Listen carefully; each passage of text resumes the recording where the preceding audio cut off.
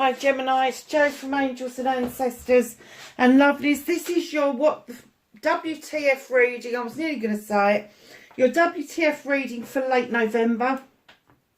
I've just got one small announcement to make. Look at these wonderful, beautiful cards. It's called The Season of the Witch. Very, very pagan oracle deck, but look at the colour of these. Look at this. Isn't that beautiful? I just want to make sure that you're able to see what I'm trying to show you. That they're just stunning, absolutely stunning cards, but very, very pagan. I am going to use them in December. Not quite sure of which part I'm going to use them in, because they are very I don't think I can use them as energy cards particularly, but I may use them at the end of the readings, not instead of Angels and Ancestors, but as well as Angels and Ancestors. I'm not quite sure yet, but they are just so beautiful, beautiful to handle, beautiful to look at, and I've read a lot of the meanings now, and I have to say I am quite surprised at the meanings, because they are very deep, very beautiful. So Gemini, your energy cards, my darling, at number 52. Straddling worlds, wandering between the realms. What is it? Where are you going? It's the number 7 card. Options, choices and blessings.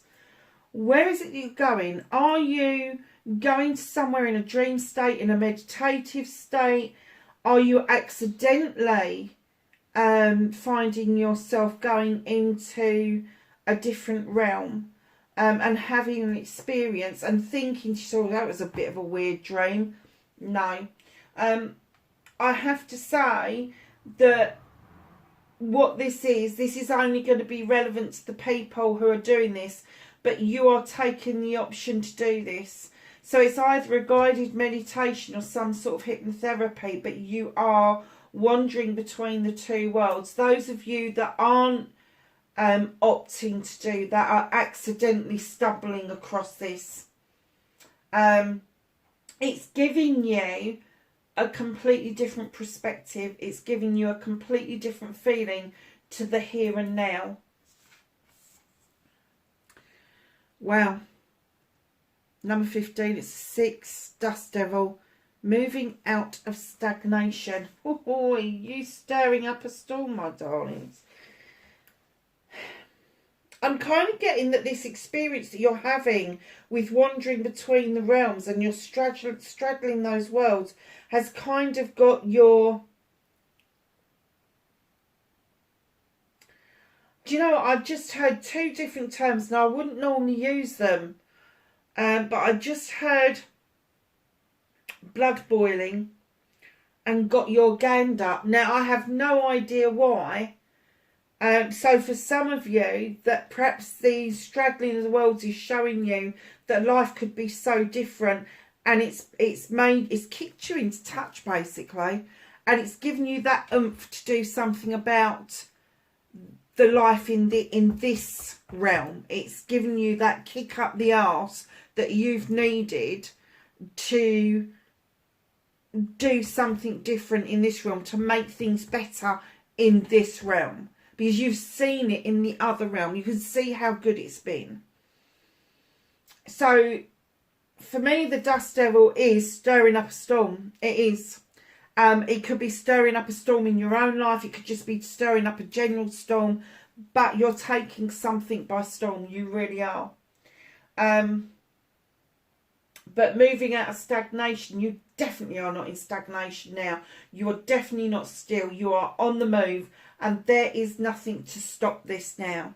And it is a celebratory mode as well. It's a celebratory kind of feeling that I'm getting. It's not sort of like, oh, well, I'm just kicking up a fuss because I want to. This is sort of like, yes, this is where I should be. Yes, this is what I want to do. That kind of feeling.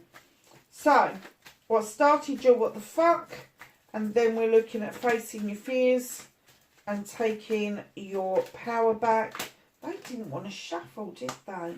What's that all about? Manifestation and wish fulfillment, thank you. Movement and journey. I'm not taking that many. And now I've put them in the wrong blooming way. Movement and journey for Gemini, please. Where do they need to be?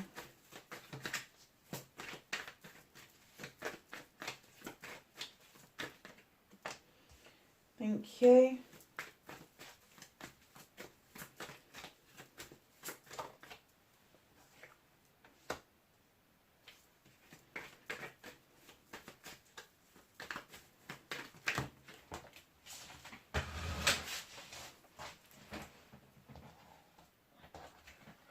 What is out of your hands is literally out of your hands. If you tried to pick it up, you would drop it, literally.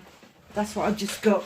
Oh, reconnecting to your true selves. Don't try and reach for something that's not quite at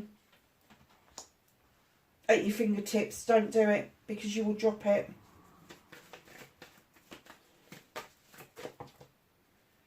Wow, they're all over the blooming place. Is that how you're feeling? All over the place? Not surprised with the Dust Devil. So, my darlings, what started your what the fuck? The number 8, and the 8 of Wands in particular, is communication for me. This is, I'm so sorry, darlings, but the cat is scratching at the door. She's itching to come in, and I'm going to open the door to let her in. Come on, then.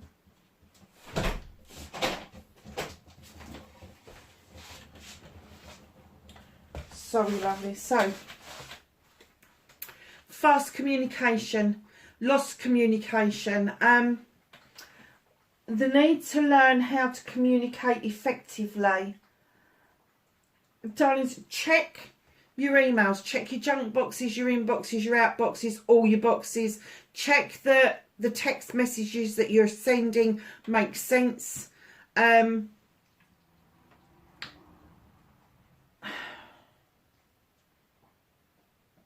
I'm kind of getting that it's not just the messages that are coming into you that may seem a little bit off bat. It's kind of like there's projects and plans around you that need clear, concise messaging. And right now, it just appears, and I'm going to say it appears to be that those messages aren't clear and concise. They're clearer than you think they are, but they've got lost in context. So perhaps there is a comma out of place, a semicolon isn't where it should be, a full stop isn't where it should be. It's that sort of thing. So when you're reading a message, when you're receiving a message, make sure that it's not just your interpretation, but it's how it's been sent to you. And right in behind this messaging, and I just heard jumble. It's a message jumble. And I wanted to say jumble sale, but it's like a message, a jumbled message. In comes the Earth Mother. Now, the Earth Mother is about being grounded. It's about creation. It's about fertility. And fertility is not all about having babies, although there could be babies around you. But fertility is also about that creation of something special. And in she brings in that comfort, that care, that loving, giving kind of being with the cornucopia where there's abundance around you. I'm kind of getting this jumbled message is actually trying to show you that there is an abundance waiting for you, that there is this grounded feeling waiting for you, male or female. But there is a creation around you that I'm kind of getting that is unsettling you. And although you can see the project or the plan that you want to do, you're not 100% sure how to put it into play. And it's because of this jumbled message. Now, I'm not going to say this is a physical message. I'm not going to say it's a spiritual message. It could be a combination of those. In fact, I'm pretty sure it is. I think you're getting part of the message physically in this realm, and you're getting part of the message mentally, or in a dream state, that kind of thing, from another realm. And it's trying to fit that jigsaw puzzle together so that you are able to move this project and this plan on in a grounded way. Now, don't be overzealous about being grounded. You are not an earth sign, you are an air sign. You are a thinker, you are a planner. You are this creature that likes to ask questions, get answers, ask questions, get answers, etc. Whereas somebody who is really grounded, and this will make you itch, because when you are so grounded, you feel quite alienated. It's nice to feel the earth beneath your feet. It's nice to feel that stability. But as an air sign, you will get the itch to move into the clouds. You really do. Because you need to think things through. You don't need a place for everything and everything in its place. You just don't. But this message is all over the place. It's a fucking jumble. It really is. And it's going to take some deciphering. It's going to take some deciphering. So, darlings, there could be an earth sign around you that tries to keep you grounded. But there's also this fire in your belly. And as an air sign, you will fan those fucking flames to get this project off the ground. You are so enthralled by this decision, but you are so hacked off by the message. And let me tell you, the message is not the important part. The project is, because that's the creation, that's the major arcana, creative. This is what you are birthing. So don't get so hung up on the message. Curious. Horned God, in he comes. Facing your fears and taking your power back. What is it that you're not having your say over? What is it that you are keeping to yourself and you really need to put it out there? Even if it's not to somebody else and it's just to the universe, but the universe needs you to say it out loud, but you're holding it in. What is it? Because in comes the Horned God. He is the advocate for everything in nature, and that includes you. And when he comes into our reading like this, he's saying, face your fears, have your say, take that power back by making your feelings, your thoughts known, Gemini. Literally. You don't have to be rude in, and I'm going to use a really awful word, the execution of trying to get your point across. You can get your point across in kind and sweet ways. You do not have to use vinegar to say what it is that you want. You can use honey to get there. But just know he comes in to say, face that fear, speak your truth, and you will not realise how much power that will give you back. So, my darling, your manifestation, your wish fulfillment, why it may be fucked, it's not fucked at all. You've got the Green Man. What is it that you are urging yourself, because this is your manifestation, what are you urging yourself to take a leap of faith over?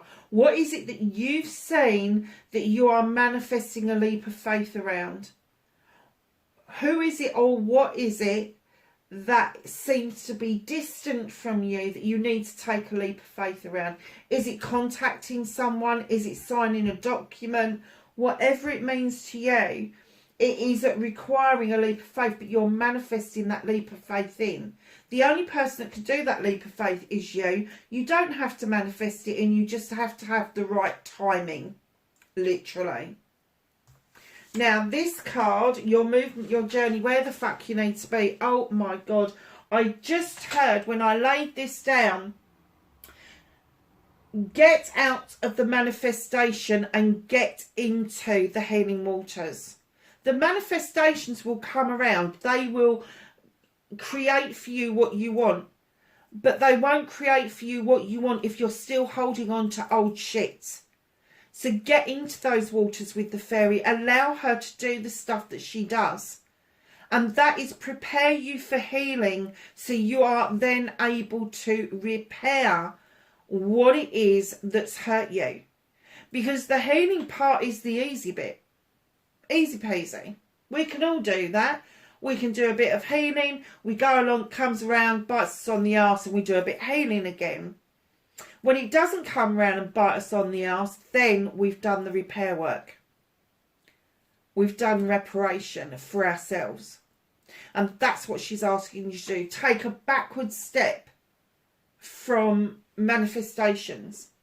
Because once you start the healing and get the repair work right, your other manifestations, your wish fulfillments will start getting bigger and brighter like that star. And they will come in very quickly once you've got the other bits and pieces out of the way. And I do get it's bits and pieces. I don't get it's a major trauma. I get it's a bit here and a bit there. And it's what he said and it's what she said. And a little bit of playground stuff that we couldn't leave behind, a little bit of maybe gossip here and there, just bits that pop into your head that really fucking piss you off. And until you've learnt to let those things go, lovelies, honestly, you will keep your manifestations at bay. So although you're asking for this leap of faith to come in actual fact, you're keeping it at arm's length because you're not doing the program. You're not doing it round the right way. It's almost like you're trying to manifest by jumping over the need to heal, the need to repair. Don't do that to yourself. So, my darlings, Gemini, what can you do about this situation? You have the Lady and the Lord come in. Now, there's a decision to be made here. It doesn't have to be a decision about a couple, although it could be. But I do get that if this is a couple, it's not necessarily a loving couple. It could be a business couple. It could be a family member that you are kind of really close to. But there is a decision that is going to be required of both of you. It's going to be required for you to... And I'm getting around this project and this plan. So have this say, take that power back and then make this decision collectively. Do not try to make this decision on your own. Because it is going to have far-reaching effects and it's going to affect more people than just yourself. Curiouser and curiouser. So, my darlings, what is out of your hands? And as you know, these two cards ended up out on the floor. And what I was saying to you was that it really is truly out of your hands. Don't try and pick it up. So if there's something that you're hankering after, something that you want to add to your toolkit, a little bit of training, formal or informal training, but there is a little bit of magic that you want to add to the mix, and they're saying it's just a little bit out of your hands at the moment, but once you've got it under your belt, there is going to be celebrations coming of a business type. Now the Two of Chalices again is about a couple, but very often for me I see this as a couple, family, friends, acquaintances, business. I very rarely see this couple as a loving, caring, married couple. I see the entwined arms because of contracts. Not necessarily a marriage contract, but a business contract. And this is where the decision is going to come into play, and that will open up the door for you, because it's only half open at the moment, but the door will fully open for you to do this little bit of training, and then you will get the celebration coming. But right now it is slightly out of reach, so I don't know, maybe if you're planning it, maybe that you're planning it, oh God, I'm even probably getting well into the new year, not just at the beginning, that like well into the new year. So I don't know if it's an academic year and you're kind of thinking of doing it maybe September of next year. Perhaps you just missed the boat this year for that, but they're saying that is just out of your hands for right now. Reconnecting to your true self, you've got the Ace of Wands. This is a new beginning around projects, plans and people. Those cherries at the bottom of that wand are being ripened off by those clouds now dissipating and moving out of the way, ripening those cherries off. Those cherries are the bites that you're going to take that are really sweet. Now, if this is a project or a plan that you are planning to do, a business venture, something else to do with your career, this is the new beginning that you've been waiting for. This is you waving that magic wand. The passion, the desire comes back for whatever it is that you do, and you do it well. They're saying there's a whole fucking brand new beginning just ahead of you, and you're the one that's going to bring that new beginning into place. So it doesn't matter if you're staying in the same job, you are making it brand new for yourself. Making it brand new. Nice. So, your outcome, the witch. Understand the magic that you hold within your hands. And in she comes to remind you to work with all of the elements. Earth, air, fire and water. And she also asks you to remind yourself to work in a protective circle. Now, whatever that means for you, do not allow yourself to get caught up in...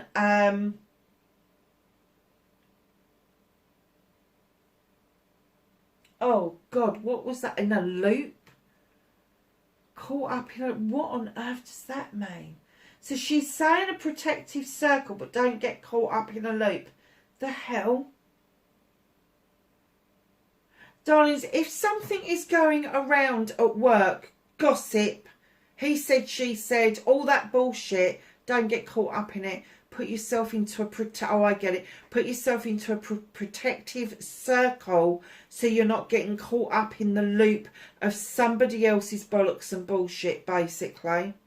Remind yourself that you are magic, and allow yourself to come in as the Queen of Athames, male or female. This is an air sign. Usually it would dictate Libra, but I'm getting that this is your energy, where you are finally learning that not only is that Athame there to draw down the energy from the universe, but it's also to cut out the bollocks and the bullshit that could be around you. Now, you can prune back or you can make a final cut. It will be entirely up to you, but this is a learning curve that you are currently in, and it is bringing you out of feeling like you just want to shut yourself away. The Nine of Athames. Now, I know a lot of people see this as being a negative card, but I don't. You're coming out of this energy because you've suddenly realised you've got 9 Athames, 9 knives to cut out all the bollocks and the bullshit that other people are dishing out to you. And suddenly you're just allowing that moon to illuminate for you exactly what it is that you need to cut out. You are about to drop that blankie. You're finding comfort in your blankie. You're finding comfort in your own space, in your own little world. But they're saying, come on, there's an illumination. People have put you in this space, and now you're bringing yourself out of this space by protecting yourself completely.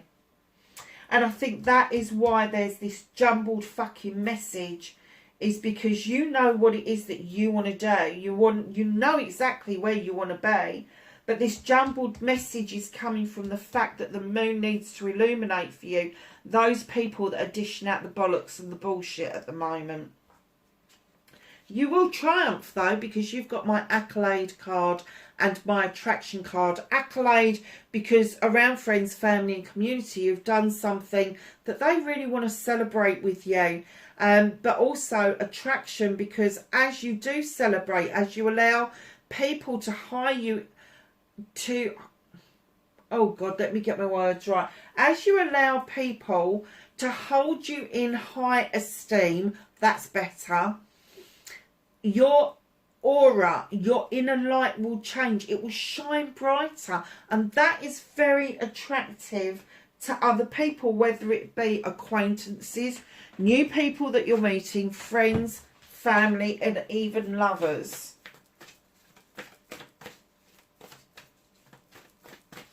So, my darlings. Oh. Let's ask the angels and some ancestors for some knowledge, wisdom and guidance for the late part of November for Gemini, please. What does Gemini need to know from the angels and the ancestors? Okay. Anything else? Thank you. Oh, gosh. I'm not taking that bloody many. I know there's one on the floor as well. So you've quite a good load of messages here. Okay, so number 1, number 2, number 3, and then we're going to pop all of these in. So the first one that came out and it flew out up the right way was Sage. Be devoted and committed. Be devoted and committed to this cause. I do get that this is a project or a plan. This is a project or a plan where the message around this is just jumbled. So be devoted and committed. And then Shaman comes in, trust in higher forces. Trust in the universe. Trust in your divine. Put the word out. Say it out loud. What was we saying earlier about that message that they want to hear out loud, that you're keeping to yourself? Don't do that. Put it out there. You haven't got to say it to anybody else, but say it out loud for the universe to hear. Trader, exchange energy to create abundance.